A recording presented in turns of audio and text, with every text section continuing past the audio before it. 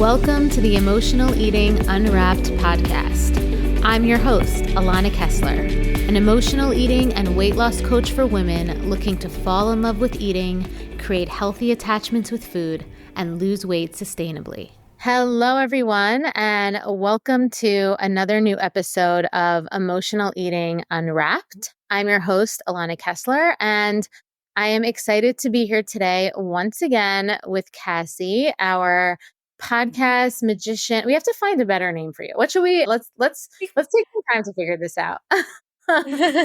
You can call me your podcast producer. You can call me your co-pilot, I guess. I don't know. It could anything. I really think that podcast producer really encompasses it all, though. I feel like the podcast co-pilot's going to stick. I think that's There we go. Yeah. Co-pilot. the pod co-pilot. Loving it. I love it.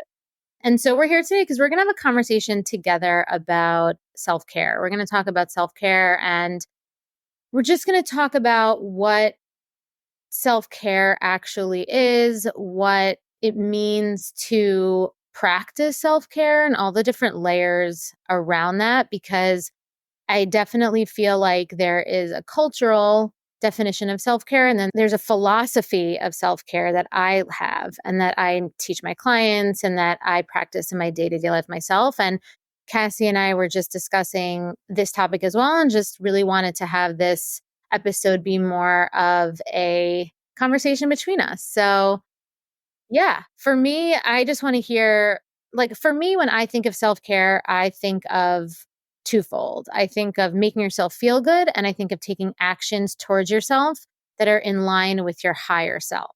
And I think that those two things are what encompasses self-care, and the proportion in which you pay attention to those things and give effort to those things can really help determine whether or not your life feels cared for and whether you feel good, not just from a superficial place, like where you're doing things that make you feel good physically, but that you're living your life in a way that really inspires an amazing sense of self-worth and self-esteem. Kassi, what are your thoughts? I completely echo the fact that there's two facets to it. I think a lot of times as a society, we look at self-care as being like the really fluffy stuff. So like, I don't know, skincare, bubble baths, things like that, which it all feels, it's almost like that's the thing you do after your work day, right? Those are the things you get to do as a little treat to yourself, which they are. But I think a lot of times, especially for many of us who are like really type A, we're kind of like, oh, that's an afterthought. Like I can't do that until I've earned it. And really there's this whole subset really where you're kind of like, no, yes, they might seem that way, but it's actually really important to taking care of you. You know what I mean? Mm-hmm. And so I'm somebody myself who I think that when I'm thinking about self-care for myself, I'm like, oh yes, it'll be so nice when I go home and I have a nice glass of wine, or I'm a big bath person. So you'll hear me like keep talking about baths through this, but I'm like, oh God, like that would be so nice. And when I explain that to people, people are like, oh, that sounds like a nice treat to yourself. But then when I really start to unpack it a little bit, I'm kind of like, no, that's like vital to my peace of mind. If I don't have set aside that time for me to really decompress away from the screens, away from people, to kind of decompress, I'm like, I'm not me. I'm not a human being. I'm not level-headed. I'm not able to step away from it all and recharge. And I think that there's like a necessary reframing that we need to have around how we look at self-care.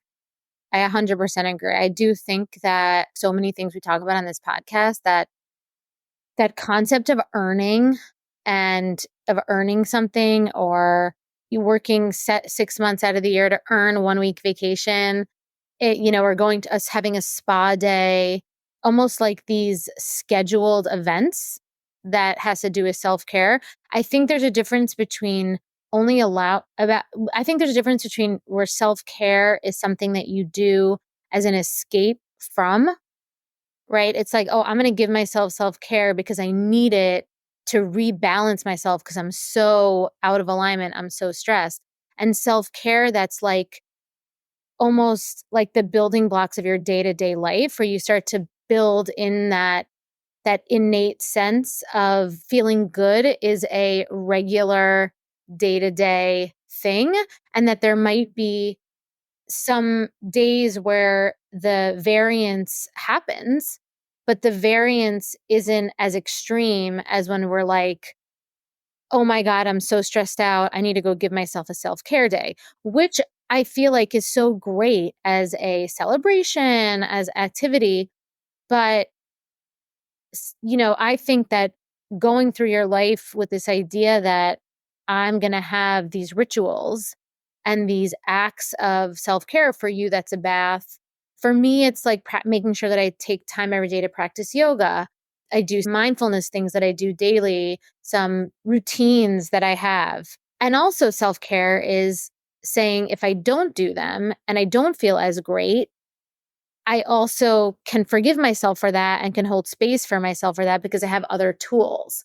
I completely agree. I think that we have this mindset where it can't be integrated. It has to be like a cleanup effect with self care. So, for example, those practices that you integrate into your daily life make it so you don't need to have this kind of a safety valve, I guess, as like a release. It's almost like this is what's keeping that equilibrium for you instead of getting to a point where you're like, I'm so stressed. And now I need to dedicate an entire day to doing all of these things that feel really great. You know what I mean? Even though those, like, I wouldn't say take out those days. Like, I'm sure days committed to purely self care is amazing, but having those bits of practice that is integrated into your daily life so you don't need to get to a point of so much stress where you feel like you need to commit an entire section of your life to undo the undoing of the stress, I think is really important and something that oftentimes people, especially women, I think is a big thing that comes up for me is like women who have these type A personalities and they're kind of like, oh no, I need to, I don't know, either prove my work or prove my worth or prove that I've done all these and accomplished all of these things before I'm even allowed to do anything that is like me centric, which is really interesting to me. My husband does that actually. He's like, I can't enjoy this until I've completed all my tasks. I think it's a very masculine approach, right? Yeah. Very masculine energy. Like, I need to earn my reward. And it has to be like a boomerang, very similar to what you said with like the safety valve, right? And so I feel like it's really, really important for us to recognize when we have that mindset, because that mindset of very all or nothing, or very much like 100% one way or 100% the other way, can be detrimental to our authentic self-care, which is making sure that we're living from a place of self-worth and self-value. So for me, that is what real self-care is. It's organizing your life activities and your mindsets and your behaviors around making sure that you can move through life feeling good. And feeling good doesn't necessarily mean that you're having massages done to you, right? Like, oh my God, that massage felt so good. It's feeling good from this internal place where it's like there's like an inner calm or an inner groundedness. And sometimes, like you said, I love getting a good pedicure, with a foot massage. I'm a sucker for a foot massage, but it's rarely something that I do because I feel like I'm scheduling self-care for myself. It's usually something I do almost like just in my regular time. It's not like, oh my God, I've been waiting so long to have this day where I go get my pedicure and get a foot massage because my self-care day. It is kind of just like involved in my day-to-day life because my Yeah. care is being upheld by the pillars of so many other mindsets and routines and decisions that I make with my energy day to day. Yeah. I liken it almost to like a parental relationship in a way, or like a conventional parental relationship. It's doing these things that you know, like you said, that are going to make you feel your best or that are going to elevate in your life in a way that you're aiming for. And sometimes those things aren't always cushy or always kind of glamorous. And I say the parental role in a way because it's kind of like when you put your kid down, they might be kicking and screaming and be like, "No, it's a weekend. I want to stay up late or I want to stay up. I'm not tired." But from that place of, I don't know, higher being, I guess, or knowing better, you're kind of like, you don't want this, but it's going to make you feel better. You're going to perform your best tomorrow. You're going to feel rested. You're going to feel good doing this thing that perhaps isn't what you want right now. And that too is a form of self care, which I think is completely missed by a lot of people. 100%. I mean, that's literally what I talk about so often on the podcast. I think we've had episodes about this and with clients and students, is that sometimes the behavior and the action, especially with food, right? It's like not having the chocolate cake. You could say that one of two ways. I am depriving myself, or I'm taking an action that's aligned with my higher self, which will create a foundation of feeling good because I'm honoring my higher goals, right? I'm not just in the immediacy of the instant gratification of feeling good in the moment with an instant gratification. Exactly. And I think that is such a good way to frame it in the sense of aligning to my higher goals, because it's like this is something I want in the moment. It's not that I don't want this because there's a higher kind of bigger picture goal that I'm answering to, that I'm attending to, and that reward is perhaps later down the line, but it's a piece of care for me right now to answer to that or to align with that. It's almost symbiotic, that relationship, whereas leaning into the current desire is almost the word that wants to come up is transactional, but I feel like when you're kind of talking about these big picture goals and kind of attending to them in a way that is sensical, I guess, is more fueling to you in the long run. It's more caring to you in the long run. 100%. And I definitely feel like I think the point of this conversation about self care is just to reframe, or not even reframe, but expand the frame of self care. Like it is self care to say, oh, I want to blow off work today and I want to go get a massage and have a spa day. And that's my self care. That is fully self care. Like, I'm not saying that that's not self care. I'm just saying that that's not the only way to define self care. And that the other way to define self care is to recognize that you could do self care every single day. Self care is not just taking a spa day or taking a vacation or, delineating your time and saying, this is my delineated self care time. Self care can be a ideology. It can be a way of navigating the day to day life, which is what you were saying about your decisions. And so if you want to live your life with an abundance of self-care, then you wouldn't be able to just have self-care in a way where you schedule it one spa day a quarter or a vacation every 6 months, right? Like for 5 days. It would have to be something that is resourcing and can regenerate for you every day. And you can do that with your choices, with your commitment to your higher goals, and recognizing that sometimes the immediacy of getting a sensational experience that feels good, plugging into a sensation, whether that's a taste or a connection, right? So people could do that also with relationships, right? Where they indulge in romantic relationships from attraction, and it's not necessarily compatibility, right? So it's like that's another example. It's like you can give into attraction, it can feel good in the moment, but is it compatible long term? Because compatibility long term is what's going to make you feel good long term. Attraction will make you feel good now, maybe for even a little bit more time, but if you're not compatible, it'll be disastrous in the future and you'll feel very bad. So it's like, are you going to live your life setting yourself up to feel good, on a more permanent basis, on a more sustainable basis? Or are you going to continue to view self-care as something that is in bite size and is sensational for a limited amount of time rather than something that is long-standing and can be regenerative and sustaining for an endless amount of time. Really, obviously it will wane. You'll actually have that experience of almost that sensational feeling of feeling good when you're even in a lifestyle or a mindset or an ideology with self-care where it is more sustaining. I know I live my life in that more kind of less sensational. I want to practice self-care every day, but then there are some days where it all kind of aligns. Where like I feel amazing, I get a massage, I'm on a vacation, like it's all coming together, in that one time, but it still lasts afterwards, in a different way. So, Yeah, it's like that, I don't know, slow burn effect, if you will. Like the fire is still burning, but it's a slow burn where in comparison to that kind of flare, if you will.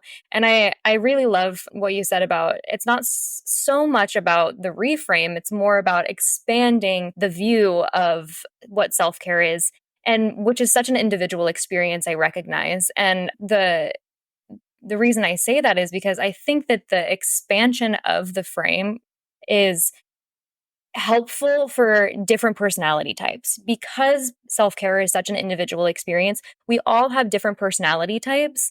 And so what I value as self-care can be completely different to somebody who might be super type A, someone who might be really organized and really kind of sticks to the schedule and really feels good in that kind of structure of their life.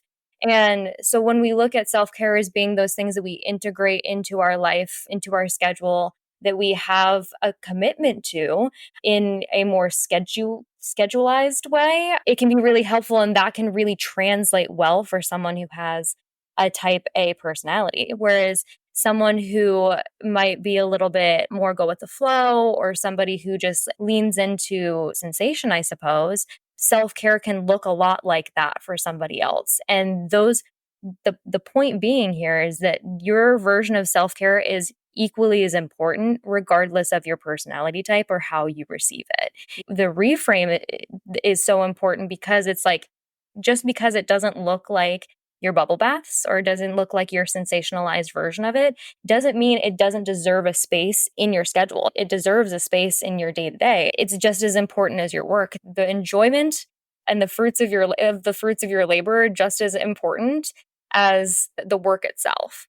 it's important to recognize that if we're saying that self-care can be both the sensational feeling of feeling good on your body, giving yourself a treat, and also living your life and creating a life where your nervous system can feel relaxed and your body is relaxed. And, self-care means that you've curated an environment and a support system, whether or not that's just you, right? Or whether or not that's you and other people that supports you feeling good and grounded and calm and relaxed. Because I know for me, feeling good could be defined differently for people, right? So like they're like, I feel good when I'm in a bath, and when I'm at a spa. Sure, I feel good when I'm in a spa, but I don't feel good if I'm in a spa and I'm feeling not calm.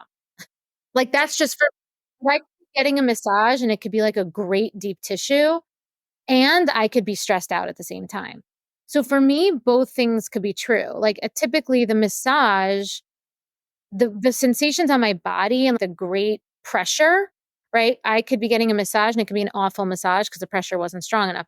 If this pressure was great, but my energy is chaos and like I'm internally not calm, I can totally appreciate the release of the massage, and I think that there's the self-care of feeling calm. So for me, the nervous system calmness is really important, and I think that the two self-care pathways that we're talking about today, one being the more sensational, like treat, spa day, bubble bath one, and then the other one being the alignment with your energy, feeling grounded, your nervous system feeling relaxed, knowing that your life, you're able to have clarity of mind, feeling just empowered in yourself. a lot of that has to do with your day-to-day choices, not just with your commitments to yourself or your routine, like me with yoga. It's not just intrapersonal, which is you and you. It's interpersonal, which is you and other people. And I think that a big part of self-care is recognizing that your dynamics with your relationships with other people, with your lifestyle Mhm. is really, really important. And having those skills of communication, of boundaries, of, being able to prioritize what you need to create that circumstance to have your inner self care be nurtured and nourished. That to me is a self care that I don't think is as in the forefront. And I think that's what we wanted this conversation to be about, is really to really just illuminate that there's this more superficial self-care, which is totally great and worth it to invest in. Definitely make time for it. It's not frivolous. It's so great. But just like being skinny doesn't make you happy, getting a massage is not going to make your nervous system calm long term. Like, it's not. What's going to make your nervous system calm long term is going to give you that sustaining sense of self-care, are the interpersonal and those life skills, those boundary skills, those communication skills, those inner knowing of what you need to create that sense of true, authentic self-care, really, where you just feel good in your body from like a deep inside nervous system place, not just, oh my God, my body feels so relaxed because I just went to a spa. Exactly. It transcends the on the body experience and goes deeper into the in the body experience. Exactly. And I know when we were chatting before, we talked about some ways that you've heard, or maybe that you've maybe within yourself or other people where like they resist self-care. It's like, what do you think some of the barriers to self-care are? That's a great question. I think a lot of it comes from that need to prove that I deserve it. A lot of times I think that for me, I'll be like, "Oh, I don't think that I deserve or I've worked hard enough to have that moment of relief." I'm like, I need to tunnel vision what I'm doing. Maybe I need to work harder, I need to work longer, I need to whatever before I'm allowed to integrate these pieces of ease into my life in a way. And I think that might be true for a lot of people, whether whatever end of the spectrum that we're looking at self-care, but certainly in the integration aspect and feeling good in just your body. A lot of times I'll be like, oh well, I don't have enough going on that would warrant me to, let's say, prioritize my rest or prioritize movement in my body or something like Right. that. Does that make sense? Yeah. And rest is so key. Like, we didn't even talk about rest, but like rest is so important. I definitely think that, and I think in society, there's almost like a pride in working really hard and in being tired. And there's really an internalized shame, I think, around feeling good. And I've talked about this before, where like they think there is a shame that we have, especially women, around pleasure and around feeling good. And it's almost like we want the proof that if we feel good, we're not going to get punished for it in whatever way that is. And so we need to push ourselves so hard to the edge, or we need to feel so depleted in whatever way that is for you, before we allow ourselves to release. So we're seeing it as a release rather than as a resourcing of how we deserve to be. Like, it's our birthright to feel good. And I'm not saying feel good or we just lay back and get grapes fed to us. Like, oh my, that's not what I mean. To live your life feeling good takes discipline, takes commitment, takes effort, takes choices, takes constant effort, but it's not difficult, right? It's easy effort once you get into the routine of doing it.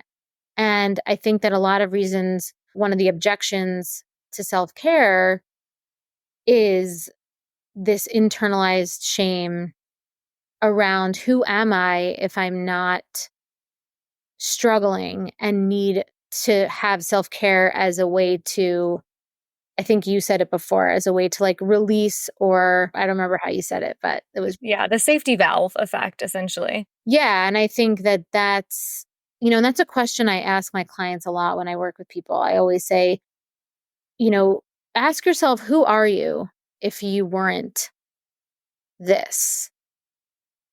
Could you answer that? Hmm.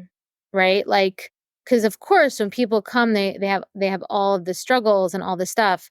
And you never want to diminish anyone's struggles because of course that's really, really important. And it's important that you honor those and heal those. But I think one of the reasons why we stay stuck in this, I don't know if stuck is the right word, but why it's easy to pigeonhole self-care into this superficial box is because to see it the other way means that we have to let go of the identity that struggle means that we deserve pleasure. When you said that pleasure is our birthright, I feel like that really resonated for me because a lot of times humankind as it stands is just so devoid of what basic pleasure looks like in our daily life. And so when we kind of take away the gray area of that, all we're left with is the black and white. So we're kind of like, oh, uh, that means that we have to be like in euphoria or we have to be depressed. And there's no such thing as pleasure in the middle ground, which is, I mean, case in point, what we're talking about is so detrimental to just our structure of our lives. We don't know what everyday pleasure looks like because we're devoiding ourselves from it. We're starved of it. Exactly. And I think that when people hear the word pleasure, they think indulgence. Hmm. That isn't the case, right? It's like when I work with clients and I say, "Oh, you can have pleasure from what you like every day." And there's a fear around that, like, "Oh my God, but I'm gonna lose control." It's like those two things don't have to mean the same thing. You can enjoy and not overindulge. You can have pleasure and not have to indulge in it, right? It doesn't have to be this thing where I have to make it a whole day event. You can have little tidbits of pleasure in your life every day, of ways to resource self-care every day, whether that's like a 20-minute walk around the block, putting on your headphones and listening to whatever. And it doesn't even have to be your cliche self-care stuff. It literally could be whatever it is for you. Like you said earlier, like the personality stuff. Sometimes self-care for me is just, laying on the floor, or sometimes it's has nothing to do with anything related to mindfulness or yoga or movement or your classic self-care examples. It's just sometimes it's not answering the phone, or like the phone will ring and it's somebody and I'm like, yeah, no. Those little things when you're so in tune to like your own need, and you think of self-care really as a daily practice and not this thing that you plug into or escape to find that equilibrium like you said, and you see it as a daily practice, you start to view all these little moments in your life as opportunities to build your self-care. And it's like I said, it's like not answering the phone, it's not answering that email. But if we have this idea that we have to answer the phone because we're obligated, or we have to answer things obligated, that's where we have to make our first changes. It's thinking that we're obligated, that we need permission. And then again, not to say it's not that we have to completely ignore, but it could be for like 3 hours, right? Like, okay, I'm going to not answer the phone. I'm going to call this person back later tonight. We have to ask ourselves, what's blocking us from doing this? What belief systems do we have that's blocking us from creating these little micro actions, these little micro boundaries, these little micro investments in our self-care, basically, rather than these like macro investments, which is like a vacation or a spa day or like a massive amount of, or shopping. And so I feel like I know that when I work with people, my students and my clients, we work on this heavily.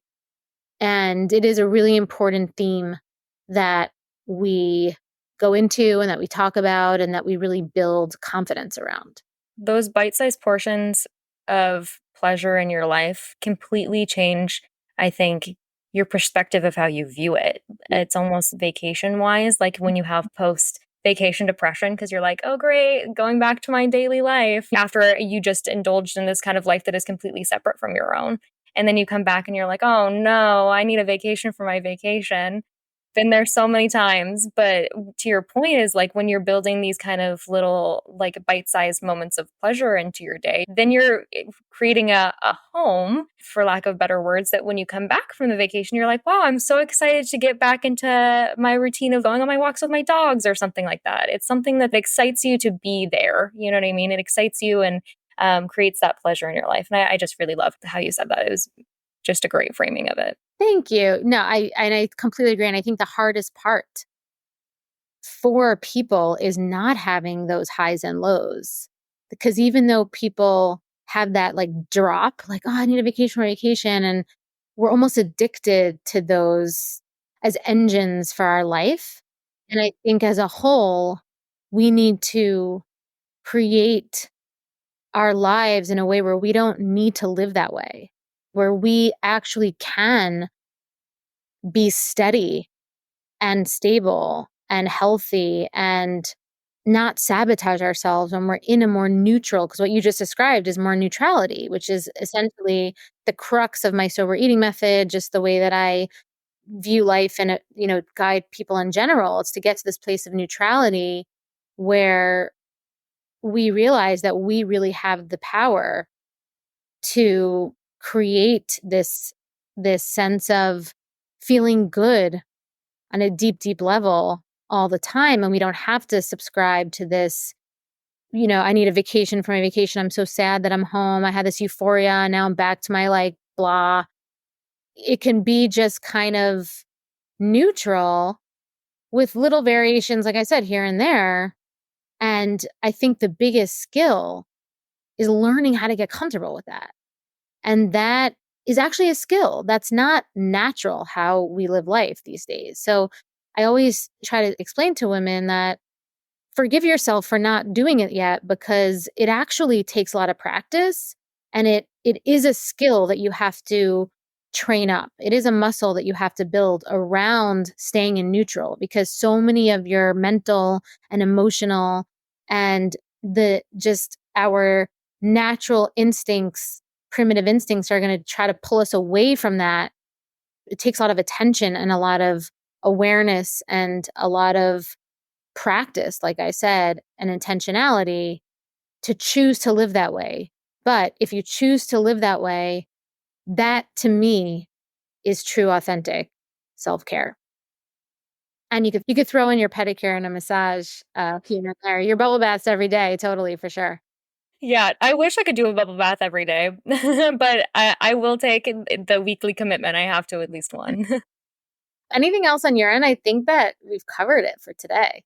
No, yeah, I agree. I think my takeaway just from what you were saying is it's arguably harder to live in neutrality because there's no think about the end of the spectrum. You have a wall on the rock bottom, and then you also have a wall on euphoria.